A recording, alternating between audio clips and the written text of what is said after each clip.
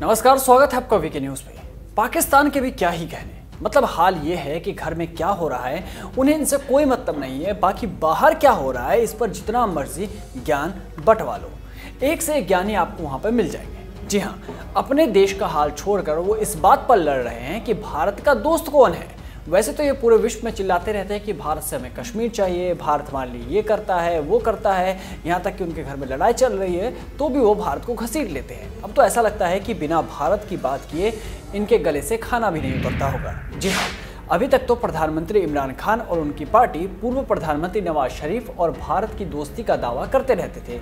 अब ये कौन सा नशा करके कहते थे ये तो मालूम नहीं, पर अब नवाज की बेटी मरियम ने उल्टा इमरान की तहरीक-ए-इंसाफ पार्टी पर भारत से फंड लेने का आरोप लगा दिया है। मतलब ये कि इमरान कहते हैं नवाज भारत के दोस्त हैं और नवाज की बेटी कहती है कि भारत इमरान को फंड करता है। मतलब क्या लॉजिक है?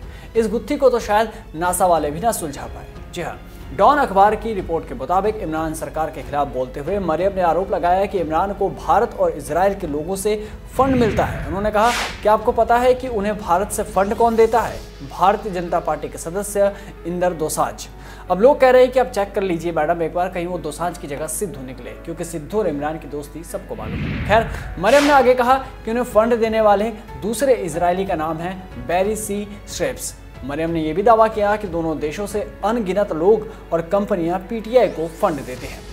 अब फंड का तो पता नहीं मरियम जी, पर इमरान को भीख मांगते हुए सबने देखा है। चीन के खैरात पर पलने वाले पाकिस्तान को तो सबने देखा है। पैसा ना चुकाने पर मलेशिया में हुई इंटरनेशनल बेइज्जती को सबने देखा है। अगर इतनी फंडिंग हो रही है तो फिर पैसा जाता कहाँ है? खैर, मरियम के इस बयान के बाद अब कामी वामी और लिब्रानुओं की बातें खिल गई होंगी और शायद ही कल को इस खबर को पोस्ट भी करने लगे कि देखो बीजेपी तो इमरान के साथ है, बीजेपी इमरान को फंड देती है। ये बात तो वहाँ का विपक्ष कह रहा है। तो ऐसा है मेरे प्यारे लिब्रानुओं, अमित शाह को भी आप याद कर लीजिए, जिन्होंने संसद में कहा था कि पीओके के लिए अपनी जान तक देनी पड़े तो दे देंगे। और बलूचिस्तान में जिस तरह से विरोध बढ़ रहा है, इमरान का डर है कि कहीं बांग्लादेश की तरह ये भी अलग ना हो जाए। वैसे इससे पहले जब नवाज शरीफ ने सेना पर निशाना साधा था तो इमरान ने कहा था कि नवाज ने जो पाकिस्तान की सेना के बारे में बाहर से बैठकर कहा है वो जनरल बाजवा पर हमला नहीं है, पाकिस्तान की सेना पर है। यही बात नरेंद्र मोदी ने कही थी। नरेंद्र मोदी ने कई बार कहा कि हमें नवाज शरीफ पसंद है, पाकिस्तान के सेनाध्यक्ष आतंकवादी हैं, उन्होंने कई बार कहा और नवाज शरीफ ने कोई जवाब नहीं दिया।